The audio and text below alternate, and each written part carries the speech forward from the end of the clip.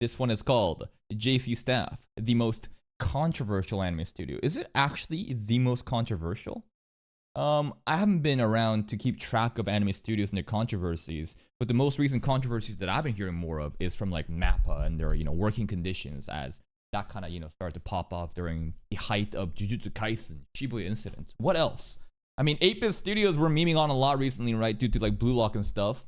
But JC Staff, the most controversial, probably because of One Punch Man Season 2, right?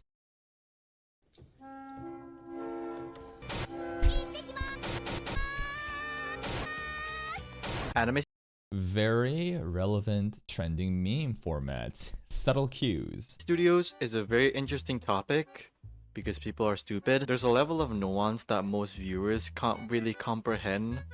It's that the studios don't matter. Remember, what is a studio? Just a fucking building, bro. Ain't nobody give a fuck about these studios. They care more about the talents that are working at the studios, right? And most of the talented really, are the animators. They're freelance workers. Now, there are stereotypes definitely for each studio, right? Like Sunrise about how they only do mecha. Or even like Studio Ufotable where you already know that it's going to be always movie quality. What makes a show good looking? But this video, we're gonna talk about a specific studio. A studio that doesn't sit well with normies. Because all they think about is JC Staff. JC Staff is a pretty recognizable name. Yeah, they did Food Wars, I see, okay. Even if you don't know studio names, you've probably have watched a couple of shows. Didn't they? Aren't people crying about how Food Wars ended? A lot of people, anytime Food Wars gets mentioned and recommended, they're like, nah, bro, the end of it's fucking trash. By the studio, but they have a reputation of making a lot of projects. I mean, if you just look at fall 2024, Exactly right now, we're literally watching 3 of their projects, and it's not even like all of it either. Danmachi, which is their most important one. Mao 2099, which seems to be a little bit better quality than the other one we're watching too. Do Over Damsel, right? They have so many different projects going on. right now, there are 8 shows ongoing. 8? And another one that's midway through, but it's delayed. Classic. There's a lot to uncover, so let's go back in time when the studio just started up. JC Staff was founded in 1986 by a former staff member at Tatsunoko Production, Tomoyuki Miyata, who has revealed that he had a pretty horrible time in Tatsunoko, losing Every time a new studio gets birthed, what's the lore? Animators from a pre-existing studio realizes this is bullshit, goes off to make their own, and then boom, it gets made. And then that studio eventually, with time, becomes rotten. And then more people leave and then make a new studio. 2/3 of his stomach because of stress. I'm not an astrophysicist. Doctor, I mean. Even still, he was working and training new employees when he was in the hospital. And when the founder of Studio Tatsunoko died, he was one of the key members to keep the studio afloat. But in the end, he left and made JC Staff Studio. A year Also, what does JC mean? Japanese corporation staff? Like, what does a JC mean? I never knew. after, when JC Staff was founded, they've made an OVA series called Sengoku Kitan Yotoden. It was a I need to know this right now. JC Staff Anime Studio. What does the JC stand for? Japanese creative. Japanese creative staff. JC staff. That's what it is. Okay, now we know. short 3-episode OVA. In the 90s, they really didn't make shows that was noticeable. Captain Tsubasa Giga Chad. Besides like Revolutionary Girl 10 What the fuck is this? was noticeable. Besides like, Dog Soldier. 3.76. Yeah, these anime ratings are really, really bad, but there's a lot of them that are under 5. Around 5s. 6 is like good, bro. What the? 3.76 Dog Soldier. It looks like Conan the Barbarian, but I don't know. it's like Revolutionary Girl Tena and Karekano, so there's no reason of highlighting their works in the 90s. Also, there's a lot of women in the key visuals, and you know me, Yeah, because, girls, waifus, they get the clicks.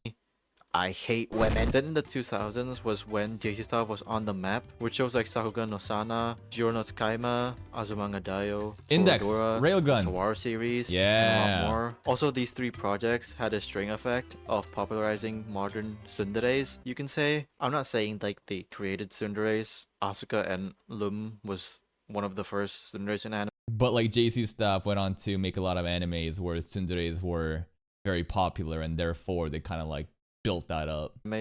I think. But seemingly those projects made tsunderes more popular, and all the tsunderes in those three shows was voice acted by Ria Kugimiya. Same goes in the 2010s, where Okay. I do think they were at Wait, they did Prison School? their best with their most popular shows like Sakura So, Yep. Golden Time, Danmachi. And I think Danmachi, maybe I'm wrong, but I feel like the amount of dedication they put into Danmachi is unlike anything else. I haven't seen every one of their animes, but Danmachi seems to be like their priority, their flagship product, along with Railgun.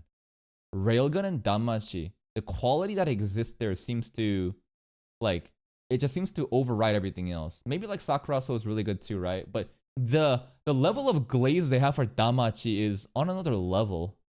And again, many more. They have a genre that they focus more on. It can be like romances, isekais, action. Oh, they even did Kimishima Fantasy. I forgot about that. Yeah. I mean, season 2, was it like peak animation? No. But like the quality is there, right? The standard definitely is there, where I can say it's like a 7 point something out of 10 anime. And even comedy. Just look at Shimoneta. See a hot chick's armpit, only it's hairy and reminds you of a pussy. So you start stroking. Okay. The production values for What? older JC Staff shows in the late 2000s and early 2010s was definitely better than now per se. There is fault on JC Staff and just how dysfunctional the anime I wonder if that is not specific to JC staff, but something that every studio is suffering from. As in, like, back in the day, things were better, but now it's worse. Why is that? Because I feel like the over corporatizations and the way that, you know, studios were min-maxing these projects are less prominent back in the day compared to now.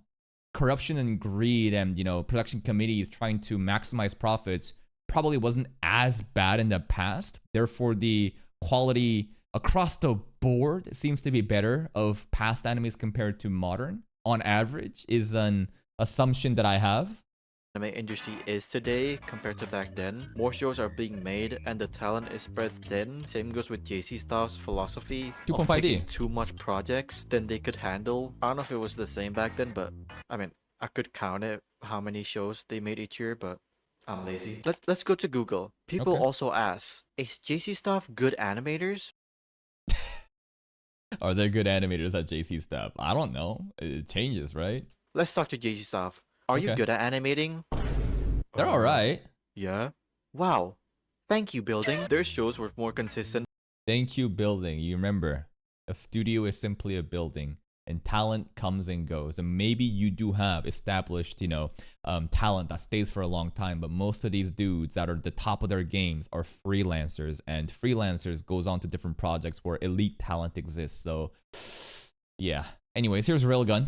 Back then, visually, of course, adaptations is another factor. They've butchered a lot of stuff like Index, later seasons of Food Wars, a lot more probably, and even recently with like 2.5D. They could be just not being faithful with the source material or the quality Oh, they even did Yakuza House Husband. being dog shit, but nevertheless, the quality was great back then, even for romances, like that one fight in Toradora. There's a couple of stuff I want to highlight, some key directors for JC stuff back then. That Okay. is Hiroshi Nishikiyori and Tatsuyuki Nagai. Nishikiyori got complimented by Ikuhara himself, a director slash scriptwriter, very well known for his over-the-top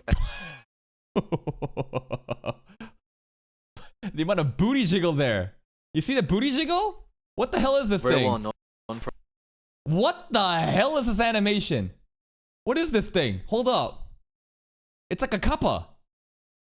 It's a kappa thing.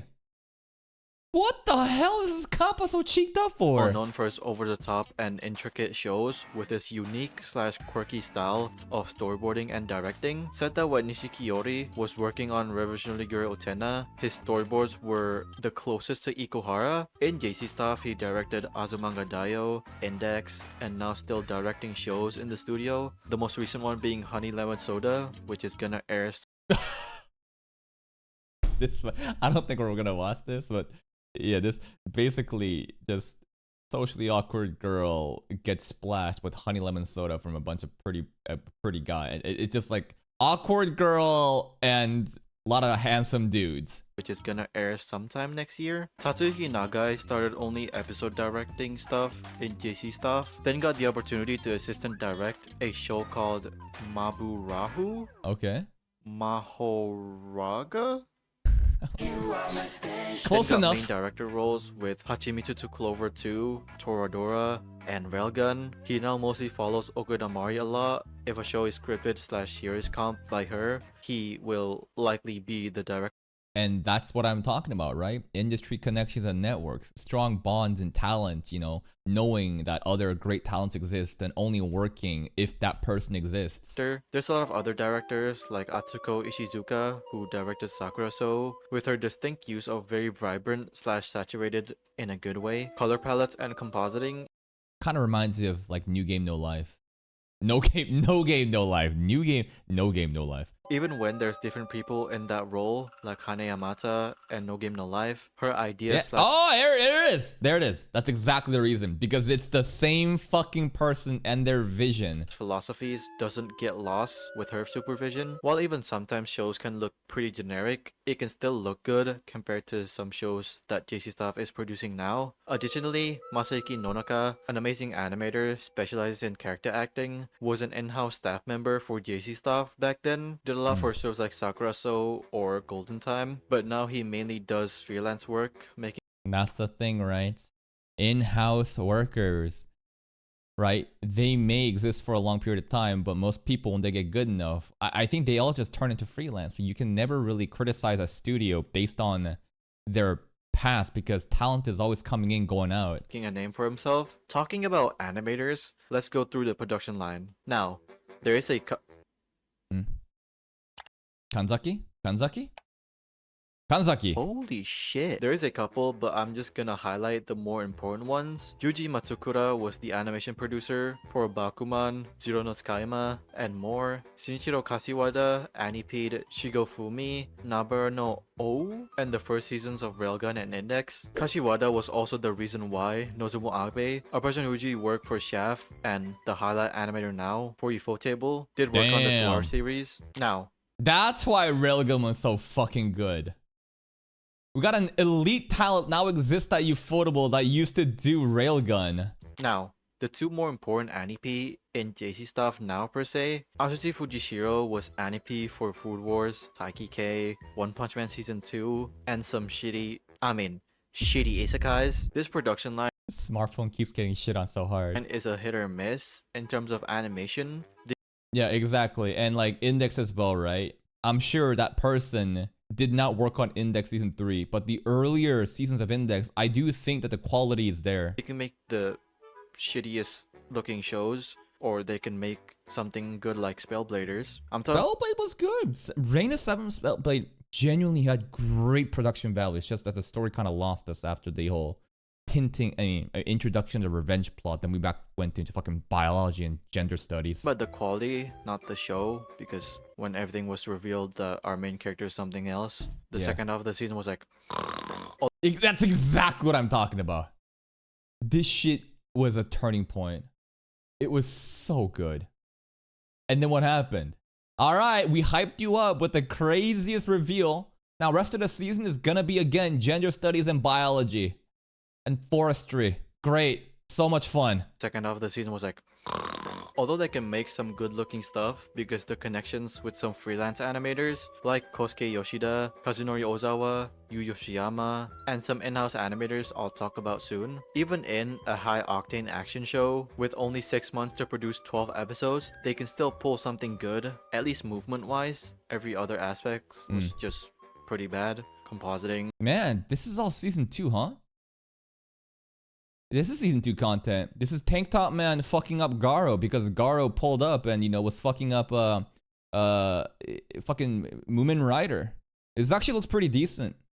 I haven't seen the animes. I've read the manga. I haven't seen the anime episodes though. Like, what I'm seeing right now looks pretty fucking good. To produce 12 episodes, they can still pull something good, at least movement wise. Every other aspect was just pretty. Like that whole sequence there was great. But I'm sure that relative to season 1, people have just like an inherent bias, a very unfair bias, where the standards that was placed on season 1 was so fucking high that anything is gonna look shallow in comparison. Pretty bad. Compositing, weird color choices, and more. And finally, you have the No, I don't think people got sick of One Punch Man's story.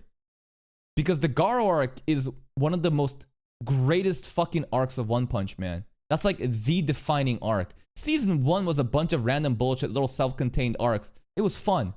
It was great. Even the Meteor arc I thought was one of the best fucking moments in, you know, it. But like, season 2 is when you have the Hero Hunter Garo saga begin, and I don't think it's the story that lost people's interest. It's the adaptation and people having this like, this, you know, unfair comparison made with season 1. A-team in JC Staff. Isao Suzuki's team. This line is the best that JC Staff have, producing shows like Danmachi, Yep. Railgun, Index, Eden Zero, and many more. Eden Zero got that quality too. Okay. Or even in a studio that makes too much projects that they could handle, every season, let's say Danmachi and Railgun, didn't really have any quality dips. Exactly. They have priority series, right? Danmachi and Railgun will always get that level of quality. Unfortunate what happened to Index Season 3. You haven't even watched it yet, but a lot of people fucking cry about that shit constantly. So it's looking like they know who their top talents are. They know what their flagship products are. And they prioritize. They do not, even if they take on so much projects, they do not compromise in the quality of these top tier priorities. And then obviously then there's going to be like, if Danmachi and Railgun is like S rank, like quality priority, then there's going to be like, you know, A rank, B rank, C rank, and onwards in terms of like, you know, the amount of like different animators and directors working on the projects. For example, right now, of the 3 shows we're watching, I think there's a clear difference in all 3 quality. Danmachi is definitely on top. Danmachi Season 5 looks fucking phenomenal. It's great. I love that. And then second, I think it's Mao 2099 of the animes I'm personally watching. Maybe there's some other, you know, JC Staff projects that's happening right now that we're not covering that may be even better than Mao 2099. But I believe Mao 2099 is the next breakpoint where it looks okay. And there are moments of greatness, but it's not like this full polish like Danmachi. And then you have another breakpoint right below is Do Over Damsel, where even though you can tell that like there's less details in Damsel, right? The faces are constantly, like if they're not an important character, there's no like details of it. All the background assets and stuff, they're very simplified. The movements are also very simplified, yet it doesn't look bad, right? They have carefully mastered the art of, you know, if it's like a B grade priority, they'll still make it good. It's not going to be fucking terrible or just falling off, just like how Newgate was, you know, all throughout. So it's looking like they have like categories of priorities and talents for each type of priority, and they deliver on it pretty well. It stayed consistent the whole way through, unlike some other ones. JC Staff in-house animators is really good. They can even carry projects by themselves. And other aspects, like most of the CG in OPM Season 2, was done by JC Staff's own CG team. And that looked great.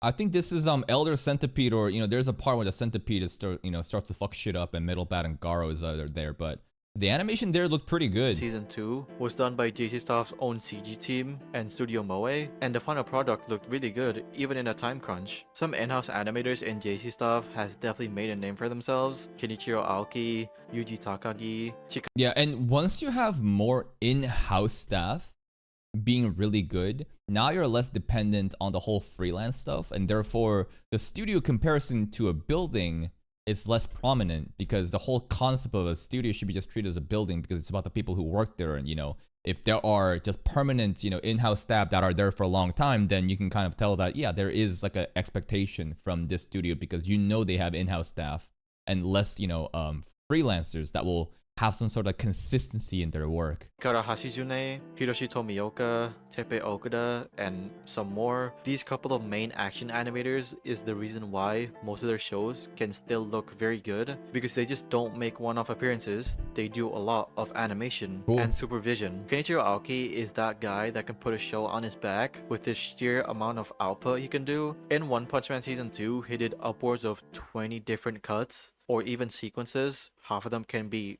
30 seconds long. Again, in a project with very little production time. And that Season 2 animation there looked really good. just goes to show these in-house staff members will consistently churn out so many cuts, making action shows and JC stuff still look very competent. But the problem with JC stuff, What is the problem? Too much projects at once?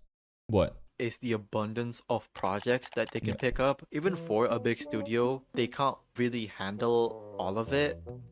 Although I can handle a lot of stuff. And of course they know that. They're greenlighting projects even if most of Yeah, there's Mal 2099, and again, I thought it was pretty good. Not danmachi quality, but pretty fucking good. the teams are busy with other projects. So sometimes they depend a lot on outsourcing with subcontracted studios that is affiliated with them. Yes, outsourcing is not a new thing in anime. Even in really good looking projects, they still do outsource for saving resources or to make the main team in that project to do other stuff. The fear of projects slash offers not coming to the studio is always in the back of the higher ups mind, but splitting the team to do more than one thing so the animators can't really go all out in a certain project, because Then you're gonna have quality suffer, right? That's the whole thing. As you keep scaling up these different projects and you have less limited resources and talent, you know. And also, if you start outsourcing, right, the creative direction and the vision kind of gets split off, right? It's gonna be less focused. The consistency is gonna die off, and you will see that in the less prioritized shows that JC staff makes. because the staff are just spread so thin in a lot of other projects. Here's an example. The Suzuki team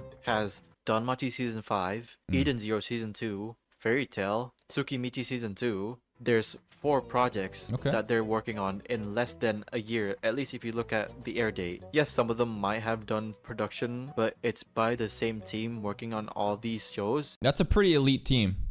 Just based off of Danmachi alone, right? We have seen Skimmy Shimulus Fantasy. I don't think Skimmy Shimulus Fantasy is on the same level of animation quality compared to Danmachi. But still, that team worked on it. That team is elite.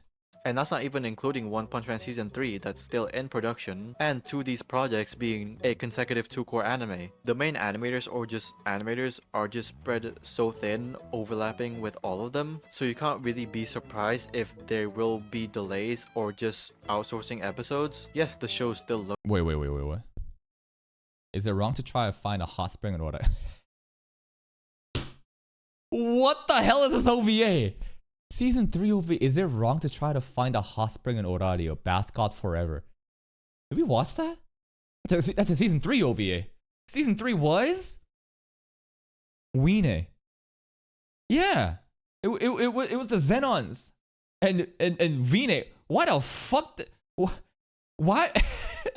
I guess it's like much more slice of life and chill, because that Season 3 was so fucking heavy, man. Season 4 was more heavy, but Season 3 was quite depressing. A lot of complicated themes regarding like discrimination, right, happening. But it's funny that they have just a hot spring fan service OVA to just, you know, calm things down. or just outsourcing episodes. Yes, the shows still look good, but why? Seemingly another one is Why? Money. It's the same reason why 8-Bit Studios right now is taking on so much projects, right? Money.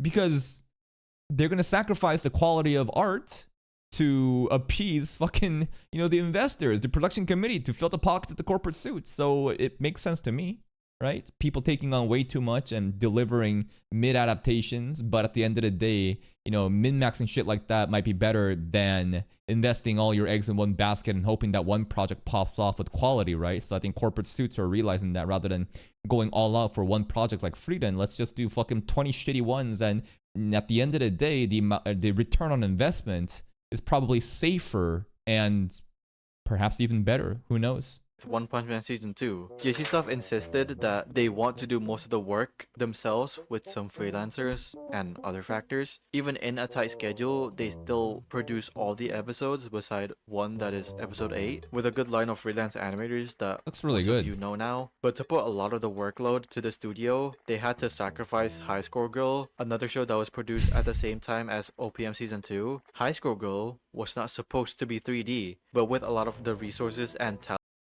Rip high score. I wonder how many people are upset about high score girl getting sacrificed for, One Punch Man. But here's the thing. You shouldn't be like, haha, sucks to be you. One Punch Man stan. Fuck high score girl. No. Think about what happened to fucking Seven Deadly Sins, bro.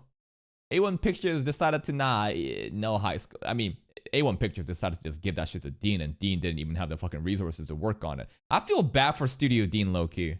Maybe I shouldn't. Maybe Studio Dean is to completely blame for, this lackluster the finale of Seven Deadly Sins, but assuming that they are good faith actors and they did nothing wrong. Imagine just getting offloaded a project out of nowhere and having to deliver, and you get blamed for fucking everything.